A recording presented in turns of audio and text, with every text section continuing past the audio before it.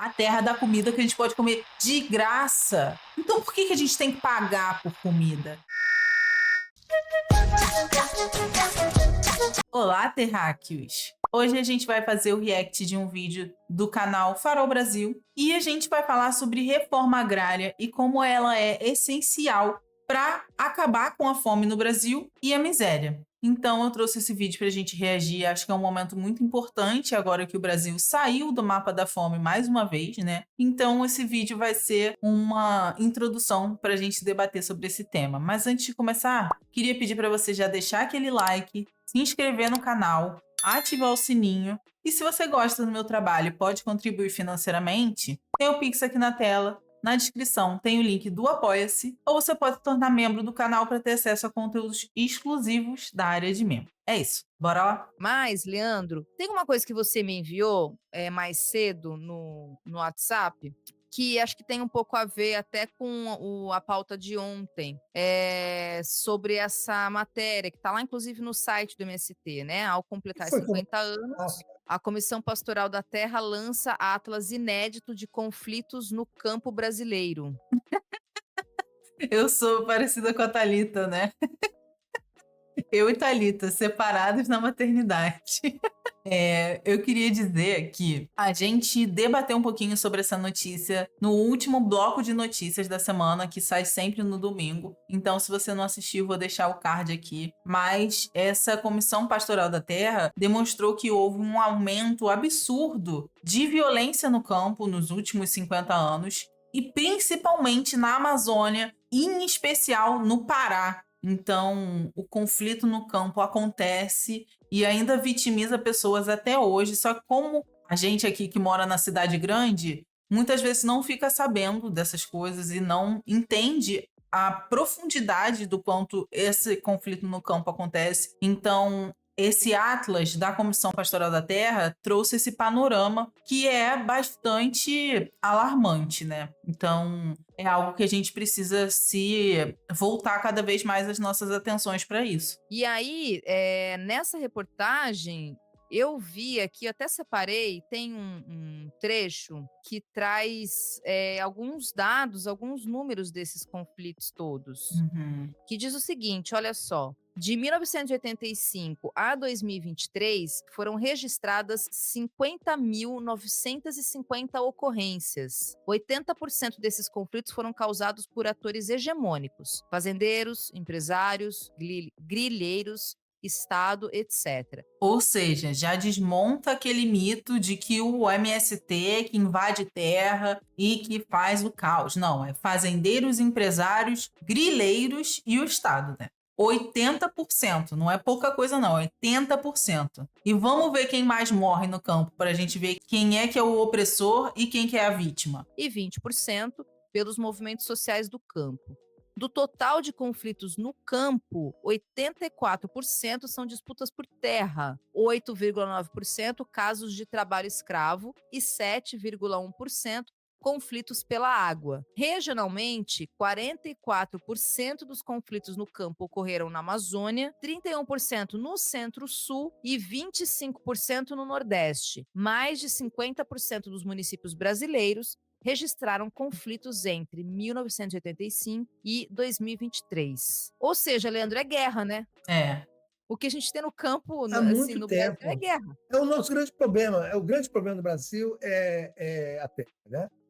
O problema central da sociedade brasileira. Enquanto não se resolver o problema da terra, não se resolve o problema do Brasil, nem de pobreza, nem de miséria, nem de concentração de renda, nem de violência urbana. 80% da população brasileira mora nos centros urbanos. Uhum. Não é que ela não queira morar na terra, porque por isso ela se desvinculou da terra. Pô, não é porque eu não quero morar na Terra mesmo, que eu adoraria morar na Terra. Pensando nas palavras de Caê Guajajara, né? Ela fala que a gente foi ensinado a acreditar que a gente não veio da Terra. E pelo contrário, gente. A gente é terra, somos filhos da terra. Dentro do nosso corpo tem terra, água, fogo e ar, sendo 70% do nosso corpo água. A gente só precisa da terra para sobreviver. E a gente foi separado. Isso foi completamente dividido e tirado da gente, para a gente achar que a gente não veio de lá e que, né, isso não é suficiente, a tecnologia que é incrível, e não a terra, sabe? A terra que a gente planta e dá a comida que a gente pode comer de graça. A terra dá comida que a gente pode comer de graça. Então por que a gente tem que pagar por comida? Então, falar de capitalismo e de superação de capitalismo tem que vir junto com reforma agrária, tem que vir junto com falar dos conflitos no campo. Todos os países onde o socialismo se instaurou foram feitos de reforma agrária, e não só eles, né? Vários países do mundo inteiro, que a galera adora falar que são países incríveis, fizeram reforma agrária. E aqui fica essa palhaçada de não fazer reforma agrária. O Lula antigamente tinha esse horizonte, né, de fazer a reforma agrária, mas hoje em dia parece que isso está cada vez mais distante da nossa realidade. Então, a gente precisa cobrar, porque é essencial que a gente faça a reforma agrária para ter uma vida mais digna para todos, inclusive com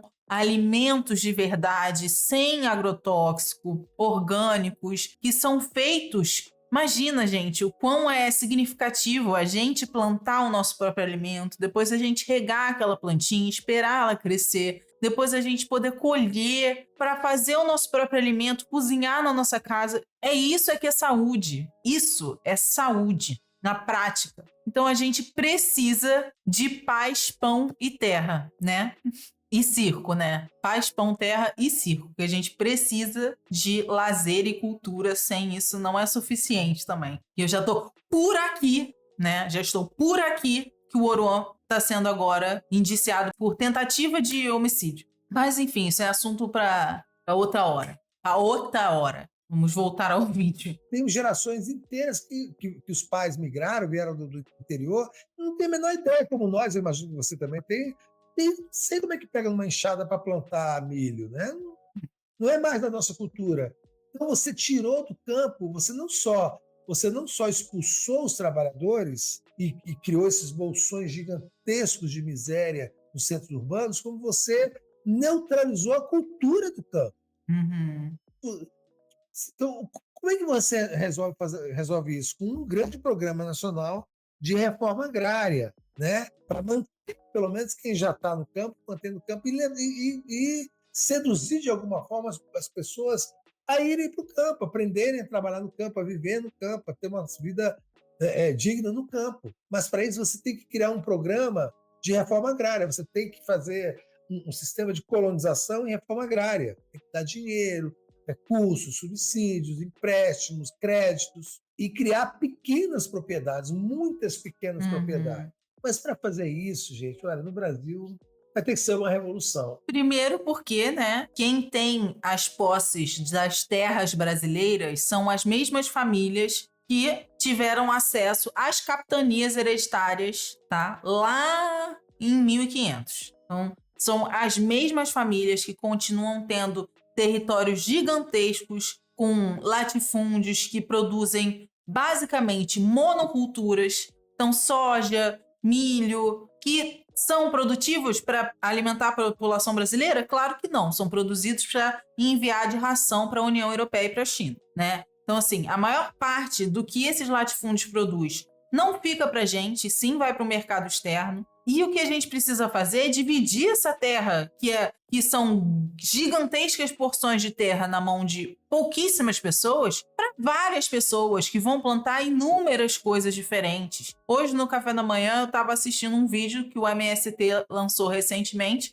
sobre como fazer uma agrofloresta. Então, assim, quem está preocupado com preservação do meio ambiente, com ter esse cuidado entre nós e a terra, e a gente saber que a gente veio da terra e que a gente só precisa dela para sobreviver, não são os grandes latifundiários, não é o agronegócio, e sim são as pessoas de movimentos populares como o MST, os movimentos quilombolas, as populações originárias. Então, são essas pessoas que a gente tem que se inspirar e fazer a reforma agrária para que essa terra seja dividida de uma forma muito mais justa do que hoje em dia é feito, né? Um governante com muita coragem, com grande capacidade de mobilização popular com grande capacidade de acionar as forças institucionais, inclusive as Forças Armadas, de enfrentar no Congresso Nacional as reações. Enfim, é uma luta. Vai ser uma guerra como a guerra de secessão nos Estados Unidos, porque do outro lado vão estar os donos do Brasil,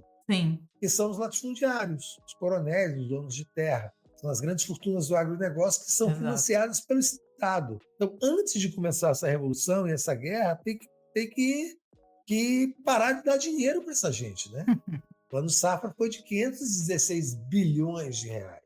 Bilhões de reais, gente. Bilhões. Esse dinheiro ele vai em créditos e benefícios para os bilionários do agronegócio. Você está enchendo com R$500 bilhão quem já é bilionário. Para pagar show de Gustavo Lima e votar no Bolsonaro. Aí você está dando mais dinheiro, mais força. Essa gente compra mais juízes, compra mais deputados, elege mais deputados, Exato. suborna, corrompe o sistema judiciário, o Ministério Público. Então, eles passam a ter um poder, eles são um Estado dentro do Estado. É. Eles são donos de largas extensões de terra, imensas, fenomenais, colossais extensões de terra. Então, você tem que entrar nessas extensões de terra e fazer valer a lei. Por exemplo, vamos lá, para dizer que eu sou só um comunista desvairado. Faz pouco mais de um ano, várias vinícolas no sul do país, no Rio Grande do Sul, foram flagradas com trabalho escravo, com esquemas incríveis, terríveis de trabalho escravo, análogo à escravidão. Está na lei que terras de proprietários que são flagrados com trabalho escravo são passíveis de desapropriação para a reforma agrária. E essa lei foi cumprida? Óbvio que não, né? Óbvio que não. E aí você vai ver quanto de imposto que esses latifundiários pagam. Aposto que tu paga mais de IPTU do que eles pagam de imposto por um latifúndio do tamanho de um estado, tá? É isso. Eu perguntei isso ao ministro Paulo Teixeira, ele não sabe responder. Por que não vai lá e tira a porra da terra dessa vinícola Aurora? Essas vinícolas foram flagradas com esquemas horríveis, desumanos, tétricos de trabalho escravo. Está na lei. Você pode desapropriar essas terras, né, para fazer a reforma agrária.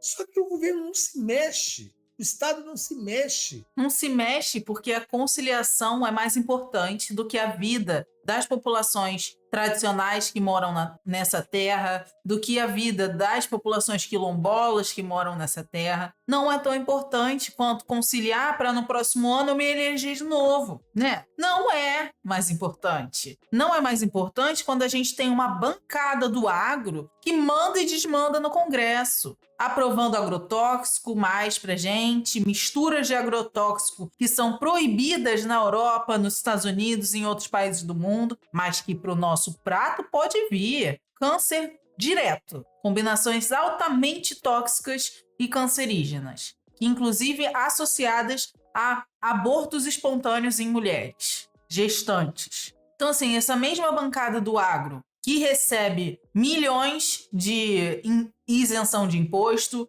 bilhões de subsídio com plano Safra, que manda e desmanda no país, e a gente não pode fazer nada, né? Tem que ficar só olhando eles destruindo tudo, né? Matando a torta direito, porque eu preciso conciliar. Então, não é isso que eu acredito. Não é por isso que eu luto. Eu luto para que as pessoas tenham direito a poder cultivar na sua terra, direito a viver na sua terra, e a gente só vai conseguir fazer isso com reforma agrária. Então, o Lula, no mínimo, ele devia estar se aproximando desse lado, mas não é a intenção, né? Tem, a Rita fez, eu fiz react desse vídeo aqui também, Rafa. Tem vários, inclusive ultraprocessados, cheios de agrotóxico, tá? Para quem fala que é só alimento in natura que tem agrotóxico. A justiça não se mexe porque eles mandam nesses aparelhos ideológicos mais potentes, como é o poder, sobretudo o poder judiciário dos estados. Mas você pode comprar essa briga, eles ganham no estado e perdem aqui no STF. Sim. Mas não fazem essa briga, porque se o governo, o Ministério de Desenvolvimento Agrário, o governo Lula não tem coragem de comprar essa briga. O INCRA não tem coragem de comprar essa briga. Está lá, ó, está na lei. Eu acho que vai além do que o INCRA não tem coragem, que se fosse coragem, né, Coragem, isso aí é muito rápido da gente conseguir. Coragem é fácil. Não é só coragem, né? A gente tem um INCRA que tem um esvaziamento de recursos. Então, assim, cada vez mais esvaziado. Como é que eles vão fazer alguma coisa se eles não têm nem orçamento para se gerir, basicamente? Cada vez menos poder de ação, né? Então, assim, vai além da vontade. É um projeto mesmo. É um projeto que o agronegócio implementou no Brasil há anos atrás, desde 1990, né, essa década de 90, quando veio essa revolução verde, e que até hoje é implementado sem questionar, porque como é que a gente vai ir contra uma das maiores bancadas do Congresso? Não vai, né? E é isso que é o problema da social-democracia que a gente sempre fala. Pô, foram flagrados, nem não adianta chiar. Vamos pegar essa terra, desapropriar e botar para a reforma agrária. Mas vai ter que brigar com Vinícola Aurora, aquelas vinícolas grandes lá do Rio Grande do Sul e tal. Sim. Né? Tudo gente ligada à extrema-direita que financiou o É. golpe. Uhum. Mas nem tentam. Nem tentam. E aí ficam tentando arranjar E essa fiada para explicar que não faz reforma agrária. A reforma agrária não tem coragem. Não tem coragem, não tem decisão política para fazer reforma agrária. Então a gente vai ter que ainda esperar um dia um governante ou uma revolução para fazer reforma agrária. Porque eu voto na segunda opção, hein? sem reforma agrária, o problema da desigualdade social no Brasil jamais será resolvido. Jamais. Jamais. Porque você continua empurrando as pessoas para os centros urbanos. E aí o que é? É uma máquina, é um dínamo de violência, de pobreza, de miséria, Uhum. de explosão de gente nos presídios, né? de genocídio da juventude negra. E o cara vai fazer o quê? Ele pular a cerca do cara para fazer xixi numa mangueira e leva um tiro nas costas. Imagina. Então tem 125 mil famílias, que dá mais ou menos 650 mil pessoas, em lugares, em assentamentos precários, debaixo de lona preta, de plástico preta, dormindo no frio, relento, no calor, na pobreza, na miséria, esperando a reforma agrária. Exatamente. São assentamentos Uhum. de gente que está na luta, gerações lutando por uma terra. Não é para vender, é para plantar. Cara, isso é muito surreal, né, cara? Não é para vender, é para plantar. Eu quero um lugar para eu poder plantar um alimento, para poder alimentar a mim e outras pessoas. E no capitalismo é tudo tão distorcido para virar mercadoria que até a comida virou uma mercadoria. Comida essa que a terra nos dá de graça, né? E que não deveria ser cobrado a ninguém. Deveria ser direito. Para plantar, para trabalhar na terra, para torná-la produtiva, produzir alimentos e vender esses alimentos e dar dignidade a quem vive na terra e alimentos para o povo brasileiro. Exato. Por isso que o MST perdeu a paciência. Lula, cadê a reforma agrária, porra? Uhum. Faltou porra, né? Para ser um bom texto, tinha que ter tido porra. Lula, cadê a reforma agrária, porra? É só conversa fiada, cara. Só conversa fiada. Eu li uma vez, né, se o primeiro homem que cercou a primeira terra tivesse sido enforcado, os problemas do mundo teriam sido resolvidos desde sempre. Porque essa coisa de terra, cara, terra tem que ser do Estado. Uhum. Terra tem que ser do Estado. Você tem que ter a concessão de usar a terra, como é na China, como é na Coreia do Norte, que causa um pavor, sabe? Em classe média urbana. Ai, que horror a invasão do MST. O cara está preocupado com a ocupação do MST, gente que mora de aluguel, um quarto e sala. Em Pinheiros.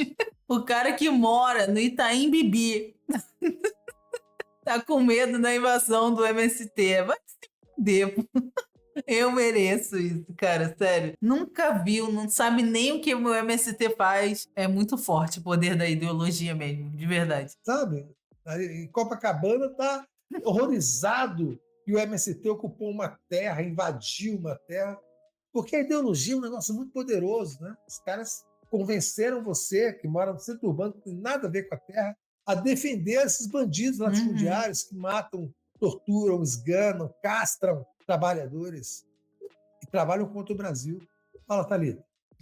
Jean-Jacques Rousseau não estava nada errado, né? Ele é que começou a elaborar sobre a questão da propriedade privada. Não, falando, né, da deteriorização. Tá. Ele fala, tô aqui assim, falando da maneira mais vulgar possível, hein, gente. Eu não sou uma especialista em Rousseau. Mas, assim, o pouco que me lembro aqui do pensamento de Rousseau, ele dizia que o homem se deteriora a partir do momento desse processo da propriedade privada, né? É a Uhum. propriedade privada que começa, inclusive, é a propriedade privada que começa todo o processo de acumulação, né? E como é que começa a elaborar e se pensar o capitalismo. É a partir do processo de cercamento dos campos lá na Europa que começa o início, o germe do capitalismo. Então, quando a gente fala de capitalismo, não tem como a gente não falar de redistribuição de terras, de reforma agrária, porque isso vem da origem do capitalismo. Como eu falei, os países socialistas que hoje em dia têm a sua população alimentada fizeram reforma agrária. Na Coreia do Norte, ninguém passa fome. A gente já viu aqui a quantidade de estufas que tem lá na Coreia do Norte, altamente tecnológicas, que dão a soberania alimentar e nutricional para sua população. E o brasileiro aqui com um medinho de alguma coisa, né? Pelo amor de Deus. Aí, se você for pensar toda a história dos cercamentos na Inglaterra, a própria história da colonização, uma história de, né, é pensar nessa concepção de Sim. cercamentos, de propriedade privada. Se pensar, por exemplo, uma aldeia indígena, os indígenas não têm essa ideia. Essa concepção que a gente fala assim, Leandro, os indígenas são os donos da terra, eles é que são, eles não têm nem assim, Não. na concepção indígena, em geral, aqui, pensando, a ideia de dono da terra é uma ideia de colonizador. Uhum. A ideia de propriedade privada é uma ideia da colonização, uma ideia que vem da Europa. Aí sempre canta que nós somos parte da terra. A gente não é dono da terra, a gente é parte dela. Os indígenas sequer tinham isso na sua cabeça, donos da terra. Terra não tem dono, é Uhum. coletivo, é uma concepção de todo mundo. Assim, todo mundo usufrui, todo mundo trabalha nela, todo mundo usufrui dela, e é isso. A ideia de propriedade privada é uma ideia, assim, é completamente imbricada com o capitalismo. Por isso que é Exato. uma ideia completamente colonizadora. É muito, assim, não é, os indígenas não têm isso na cabeça de donos da terra, isso é nosso, porque a gente tem ainda, né, uma educação muito formada a partir da colonização, mas não é, Sim. propriedade privada enfim, é isso, gente.